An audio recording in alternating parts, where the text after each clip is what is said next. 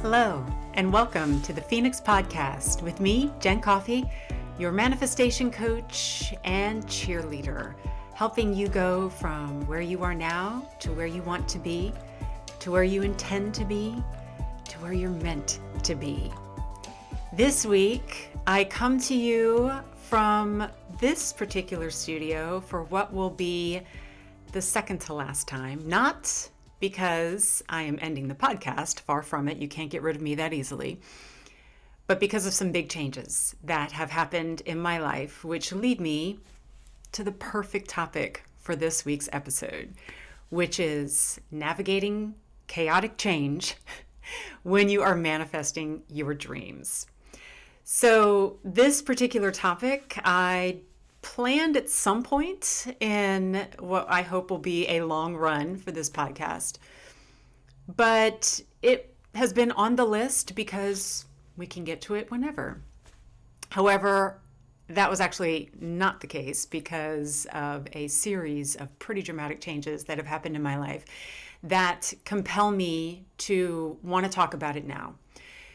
And yes, in the context of my own life, but I know could easily translate to the context of yours, either because of a series of changes that have happened in your life in the past, or, and this is actually my hope, because of future series of changes that will come your way, all for your higher good. So when we are on the path to manifesting our goals, to making big dreams come true, we go through these stages of manifestation, what we have talked about in previous episodes. I highly recommend you listen to episode 1 if you'd like a bit of a refresher on kind of the basics of manifestation. One of those steps is to ask, to put it out there, to expect, to know what you want, and then move forward with the expectation that it's going to happen. Now, if we're doing this right, and I know you are, you will get not exactly what you ask for, but far better. That, however, does mean a lot of times what comes your way is completely unexpected. And yes, in ways that can be full of thrash and ways that make your head spin, ways that can be overwhelming. So this podcast will be a little different in that I am going to share a personal timeline of things that have happened. And that should lead us into a conversation of really what this means in the context of making dreams come true. And lessons that even I learned in the past couple of weeks that help remind me that I can co-create all I want, but remember the key there is the co part. And that means you're not fully in control. So as always, I love to lead with, as I think of it, a thought anchor. It's a quote that will help us come back to the big lesson here, come back to the grounding thought. In fact, a quote that is going to help you if you choose to take the homework assignment that I'm going to give you at the end of this episode. This quote has been hanging, or I should say, had been hanging, a tense change that I'm still getting used to, had been hanging in my locker at QVC from day one until day whatever 365 times 13 is. Someone else can do that math. It hung in my locker for 13 years plus. And it was a quote that struck me as my life was going through very positive change, moving from a life I was leaving behind in Texas and moving to Pennsylvania to start my then dream job as a QVC host. And I put it there to remind me that certainly this was going to be the last of upheavals in my life, and to keep in mind that those upheavals always make sense.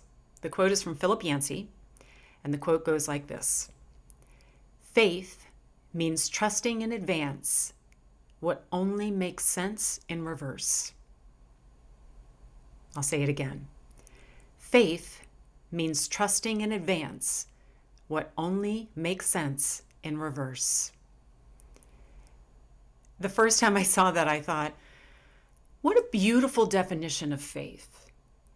And it absolutely applies as we go through this linear, as we perceive it, linear timeline that is life. We are born, we do things, we learn things, we have experiences, we die.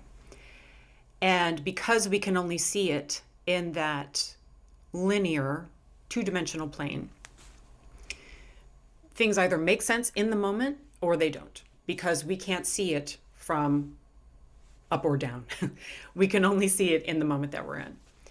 But when we do look back, we go, dang it, I was meant to meet that person. Darn it, I can thank myself that I met that person, but I didn't start a relationship with that person. You have plenty of evidence of this in your own life. Oh my gosh, thank goodness I didn't get that job. Oh my gosh, thank goodness I didn't marry that guy or gal. And it works for very beautiful things too. Thank goodness I did trust my gut and marry that guy or gal instead of the other one. Faith means trusting in advance what only makes sense in reverse. And I'm living it right now. And maybe you are too. And change obviously is uncomfortable. We've talked about this too, how it is our instinct to protect ourselves when change is happening or we crave that change. Well, here's the little story about how someone can go from, all right, I think I got this. I think I got a plan. They can go from that to, okay then, that's not the plan at all, but it ends up being something beautiful. So as many of you know, the room in which I sit is adjacent to, is a part of a yoga studio, the Phoenix Yoga Studio. And it was one of several projects that I began when I left QVC. This podcast is one of them. My one-on-one coaching, which you know I'm going to plug, is one of them. And the yoga studio was one of them as well.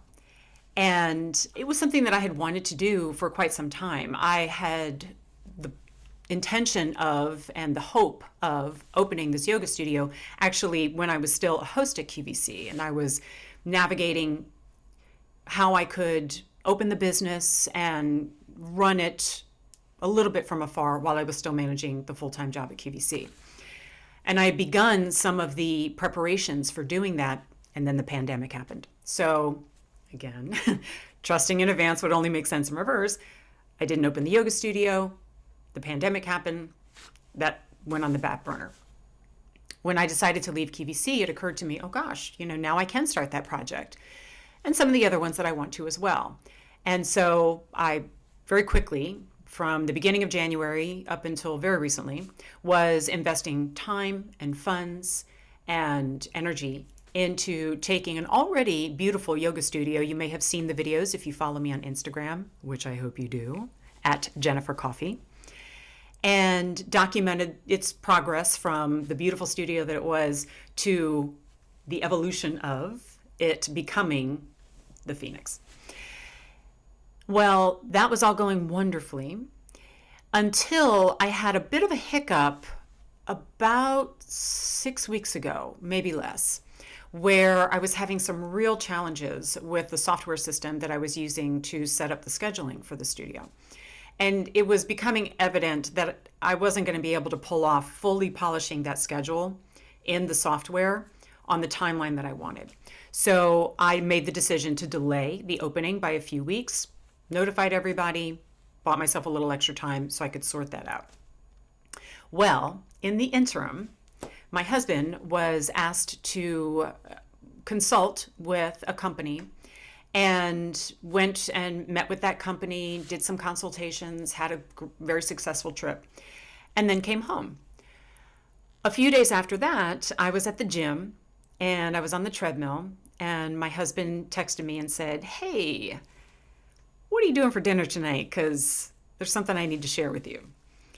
Kind of cryptic, right? So, and, as much as I tend to be an optimistic person, I hear news like that and I immediately go, oh gosh, what's wrong, right? What are we going to talk about? But then on the drive home, I went, I think I know what's happening. And I realized, I think there might be some plans ahead. And indeed, he shared with me that the company had reached back out to him and they were having discussions about his joining that company, a company which pretty much would have been his dream company to work with. And as he was sharing it with me, I saw in his eyes the same joy and excitement and gratitude that I had when I heard that I got the job at QVC. And I know this man so well that I can just like anybody, you have in your life, you can read on their face their true feelings. And I saw how happy he was, and I couldn't help but be so happy as well. So we talked about it for a little while, and barring any crazier changes, it was pretty obvious this is what we had to do. Now that's all well and good, but it meant that onboarding for this company was going to happen in Europe and had to happen very soon. And then after the 6 weeks that we would be spending in Europe, we would come back and immediately move to Atlanta, Georgia. I am currently outside of Philadelphia. So I'm sure you know what immediately my next series of thoughts, selfish though they may be, my next series of thoughts were like in this order. I'm so happy for you. Oh my gosh, your dream is coming true. I'm so excited to travel and move to a new place. What about the studio? And I literally said that out loud. I go, babe, okay, what about the studio? And just kind of saying it out loud, not in the sense that, we can't go because of this studio, but instead, like literally, what about it? What do we do, right? And so we had the discussion, like, can you run it from afar? Maybe, but that's not why I opened it. And okay, well, can we delay it and maybe you come back and work on it? And the more we talked about it, the more we realized at this stage in our lives, it wasn't necessarily meant to be. Now, of course, this doesn't mean I can't ever have a yoga studio. Still a dream of mine. And dreams evolve, so we'll see. But it was so obvious. It was not a do we or don't we. It was, this is now something that we have to pivot and change the direction, the course of, right? So, long story there. The plan stays now that we travel to Europe, we move to Atlanta. We've already gone on a quick weekend trip there to explore the area, and gosh, do I love it so much. And beautifully enough, it didn't take long at all before I found the perfect new parents, as I like to call them, for this studio. They are two people who are so eager and excited to adopt this space, to fill it with love. They are grateful for it being now painted and upgraded and furnished and the staff hired and eager to pick up where I'm leaving off. I look at how these parents for the studio are now having their dream come true. Far earlier, they've shared with me than they ever thought it would be possible. And so this beautiful transition fills me with gratitude and joy, because as much as I wanted to open this business and do business, I was more excited to see a space evolve that would empower people to feel good in their bodies, to become stronger, to make friends, to shed fears and trauma. And the fact that that will continue to happen under someone else's guidance, mission accomplished. It's still happening. It's just not happening under my wings. And when we add to that, that my husband now is realizing his dream, bringing with him, I like to think, another one of his dreams, fingers crossed, it's also beautiful.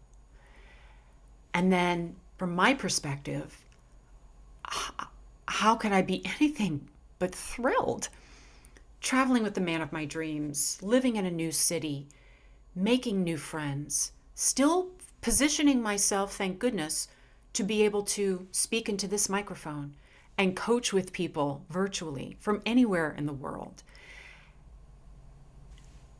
There's no downside. In fact, in reverse, here we go. In reverse, I look back and I think about what I was manifesting on the way out of my previous job. And what I was asking for was adventure. I was making a shift in my life to open up new pathways, to explore skills that I had and cravings that I had for experiences that I was limited in my capacity to do with a full-time job in a physical location.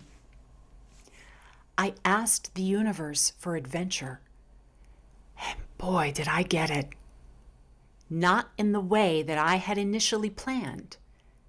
But remember, the how in the path to manifesting is not our job. Instead, knowing what we want is our job, and the path that will appear is built by a far higher power. Faith means trusting in advance what only makes sense in reverse. Now, to be very clear, life's a little crazy right now. I am recording this podcast and another podcast in advance so that I can buy a little bit of time to do the traveling because, oh, by the way, I also have a group trip to Italy that I had booked and planned. I have that coming up in less than 48 hours. Then we pack and go to Switzerland. Then we pack and go to Atlanta. So as beautiful as all of that is, trust me, gift from above, it's chaotic. And so it means having to be unattached to the daily schedule that I have, unattached to the plans that I had had here, unattached to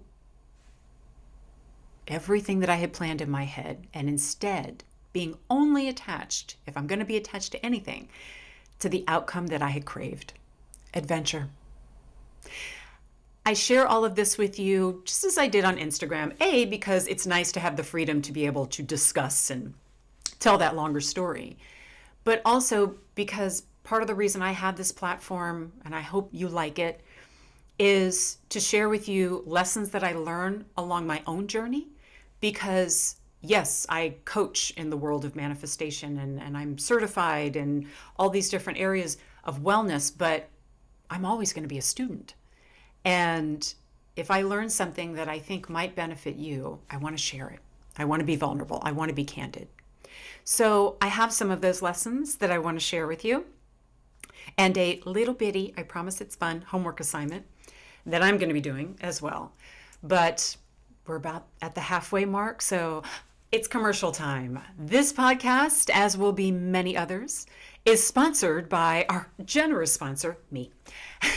Using this platform to share with you that I am not just here to talk at you in a generic way about how making dreams come true works. I love so much being able to speak with people one-on-one, virtually, often as needed, about your particular goals. Talking about manifesting desires, whether it is in the world of career or love or health or joy. I love listening to a person talk about what they intend in their lives and then blueprinting with them a path to get there that is a little more tailored and therefore can work a little bit faster. And this goes for folks who maybe don't even know what they want to begin with. I've had plenty of those sessions as well. If you would love to meet with me one-on-one and learn a little bit more about how to define your goals, it's completely confidential, and you and I will work together to fashion as much of a path as we can. Remember, we have to be open to change. But to fashion a blueprint so that we're more focused, we're more energized, we're more excited, and therefore the results are going to come that much faster, I hope. So in order to book that one-on-one, this is easy. You're going to shoot me an email, and the email is really easy to remember. It's Jennifer@JenniferCoffey, Coffey.com. Jennifer@JenniferCoffey.com. Just tell me your name, tell me that you're interested in meeting, and we can take it from there. I limit it each month, and especially next month because I'll be all over. But hey, laptops work even in Zurich. So reach out to me, Jennifer@JenniferCoffey.com. Okay, so now that we know my chaotic change that's happened, I want to leave that behind and talk about yours. So maybe you're in a very predictable state right now. That can be a good thing. We love to have peace and order. I certainly do too. You know me, I love my lists. I'm about to dive into one now. But the universe, God, has often far bigger plans. What is the saying? Somebody reminded me of it on my Instagram. If you want to make God laugh, lay out a plan. And it's true. You may have had big changes in the past. I low-key hope that you have them in the future. What are the lessons that I was reminded of through this series of changes? And I say reminded because certainly it's far from the first set of changes I've had in my life, but changes like this can make you go, that's right. Here are a few lessons that I've taken that I think can be generalized enough that they would apply to you. And why do I even bother talking about them? Because, honey, if you are manifesting a big dream, you will have big changes, okay? The changes can be and should be exciting, energizing, frankly, a little scary, but they are still changes. And we can have that tendency to resist, to push back, or be so afraid of them in the first place that we don't even start. Maybe, in fact, I know for sure that what is holding back a lot of our listeners right now, what's holding you back is that fear that you're actually going to get it. That fear that the changes are going to start and you're kind of sitting there, pushing against it and fighting back against those dreams. You'll know when you want it bad enough. And when you want it bad enough, your desire for it exceeds any fear that you may have, and in fact, empowers you to facilitate those changes so that they're not as chaotic. They're actually fun. Okay, so lesson number 1. This is just basic. When manifesting, you can expect curveballs. This is no longer maybe it'll just fall in my lap and it'll be super easy. Maybe that happens sometimes, but it's happened to me enough that I feel like when it's done right, it's done crazy. If you expect those, you can start to prepare for them. Now, you don't know what the change is necessarily, so it doesn't mean to pack all your bags because that travel's going to happen tomorrow. But if you're manifesting travel, you can at least expect to be prepared for it. Getting the passport, buying a couple of lounge outfits that are going to be really comfortable on a plane, having enough PTO saved up so that when the travel opportunity comes, you're not going, I have to wait until next year. You're manifesting love in a partner. Well, instead of being afraid that you're going to meet them because it means you're going to have to face some of the inner work that you still need to do, instead start doing the inner work now. That's helping you to manifest it, and it's also helping you through the discomfort of that inner work that you have to do. There really is no way that I could have predicted that in the middle of building a yoga studio, my husband was going to get his dream job. I did ask for adventure, so my mind was open. So that when he said he had this dream job, my mind was open enough to be aware of the look of joy in his face instead of internalizing this, crap, what am I going to do about the yoga studio? Instinct. The instinct instead was, wow, there's so much to be grateful for right now. Because I had been training my mind to be expecting of adventure. All right, lesson number 2. I will shout this from the rooftops as truth for as long as I live. And I have yet to see this be false in anyone who has manifested anything. The truth is this: what you get will be far greater than what you intend. Let me say it again. What you get when manifesting will be far greater than what you intend. You're intending a new job, and you're really doing the work you're expecting. You're acting as if it's already coming. You're grateful for what's coming, and you're grateful in the now. You're preparing your life for it. Well, honey, you're not just going to get a job. you're going to get dream job with benefits and a relocation package and promotion path. It's going to be better than you intended. You're intending health, you're doing the work. Well, you're not just going to feel better, you're going to feel more energized than you ever have before. You're intending the love of your life, and you think you know what the love of your life is? Honey, be prepared to be swept off your feet. Case in point, I intended adventure. Thought I had it in the yoga studio? Absolutely did. It was a very adventurous 3 months. But the universe was far done from delivering me adventure, far greater than what I had intended. And that's such a good thing. This change is good. All right. Lesson number 3. This offers an opportunity to look back in your life. I touched on it in the beginning of this podcast, but I know you can recall in your life some real near misses, some dodgeballs that you almost took to the face that you managed to duck just in time. I literally, if you're just listening, I ducked as I said that. Those dodgeballs that you almost took to the face, the relationship that you thought was the one you were supposed to be with forever, and you weren't, and your heart was broken, and then you found out some things about them that made you go, oh, thank goodness, dodged a bullet, right? The job you thought you wanted, you didn't get, and then the company filed for bankruptcy. Dodge that bullet, right?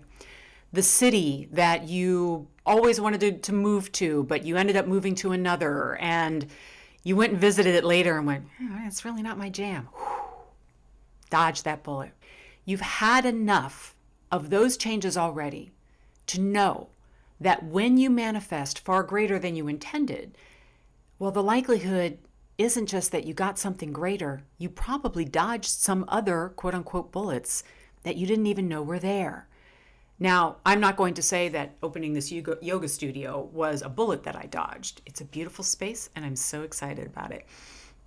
But instead, maybe I look back 10 years from now and go, I'm so glad that I opened a business in Atlanta or wherever else we end up in the world, or that I opened up a completely different business that ended up fulfilling me even more. Or I look back and I see that these new parents for this studio have opened this one and are now owners of a franchise of 15 of them. And I go, they did so much better than I ever could have. I don't know. But I know that there have been so many instances in my life where I've looked back and gone, that's why. That it would be foolish for me to question the changes that are coming to be any different. All right, and the final lesson, and the one that I think, how I am, going to save the best for last. I think this is the most important one. It's so important for us to remember that creation of our future, creation of goals or realization of those goals, it is always a co-creative process. When you are working to manifest something, remember that your work is actually about 10% of the creative process. It's the most important, right? Knowing what you want, expecting it, being grateful. That is all important, and creation cannot happen without it. However, the lion's share of the work is done by your higher power, the one that can literally move mountains to make things seemingly impossible happen almost overnight. In our case, literally overnight. And you've seen those changes too, right? Where something huge happens in your life and you're like, wow, it just happened like that, right? It's because you were in the zone. And being in the zone activates a connection, something holy that puts wheels in motion to make things happen that we can't even conceive of being possible until it happens. Remember that this process is co-creative, so that when change seems violent or stressful, you go, oh, wait a minute. It's not my job to worry about this. The change is in the hands of something far greater than me. and it will all be all right in the end. In fact, forget all right. Freaking awesome. Change is co-creative, and it will make sense, perfect sense, in reverse. This may not apply to you right now. For some of you, it does, who are in a space of upheaval or at a crossroads. And if you're in that space, remember, it'll make sense in reverse. My homework, got to find a better word for it. My homework, though, for now, for you, is a meditation. And again, I hope that that word doesn't scare you anymore, if it ever did. Because remember, we had a pretty fun one in our first episode, that nighttime meditation that I hope you're still doing. Aren't they fun? Again, for me, meditation is so much more helpful when we have an anchor thought. It could be a mantra, if you want to call it that. For me, sometimes it's a simple English sentence that I can come back to when my thoughts stray. You can do this as you're falling asleep if you like. You can do this as you're the 10th car behind in a traffic light and you want to close your eyes for 30 seconds. Trust me, they'll let you know if you closed your eyes too long. And yes, if you are an elite meditator and you want to sit and meditate on this for 20, 30, 40 minutes, go to town. In your silence, repeat to yourself the following. I am open to change for the better. I am open to change for the better. I am open to change for the better. It's such a simple statement, but it starts with two of the most powerful words that there are. I am. When you say I am, you're flipping a switch in the universe. You're activating energy. There's a lyric in a Coldplay song. Many of you know they're my favorites. There's a lyric in a Coldplay song and it says, turn your magic on. When you say I am, you're turning that magic on. But what follows is the real spell. I am open to change. Wonderful. Remember, you're teaching your subconscious to work with an open mind so that when you hear that change, honey, I got the job, your mind is open to possibility as opposed to closing in fear. I am open to change. And then the qualifier, for the better. Let's make sure we make that very clear, right? Because change can, be not so fun and not so good always. But when we make it clear, I'm open to change for the better, we are more prepared, we're open-minded, and we're inviting abundance and good. It's a pretty magical sentence in just a few words, and one that I think can be helpful when repeated in silence. Soak in that. Know what you want. Be as clear as possible, but be open to change for the better. Because remember, it will always make sense in reverse.